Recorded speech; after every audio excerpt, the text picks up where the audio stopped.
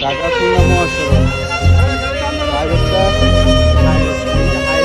ঢাকা খুলনা মহাসড়ক খুবই ভয়াবহ।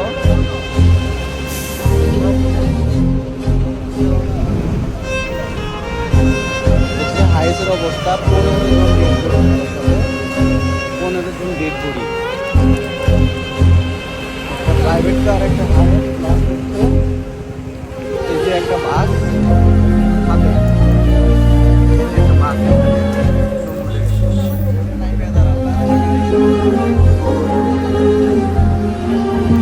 ইটটা কি মানুষের এতই প্রয়োজন? মানুষের জীবনে কোনো মূল্য নেই। মানে গাড়িটা দেখা বোঝা যাইতেছে কি পরিমাণ ইটে ছিল। গাড়ির অবস্থাটা দেখুন, সেই গাড়ির অবস্থা দাম সবিতে পড়ে। হ্যাঁ,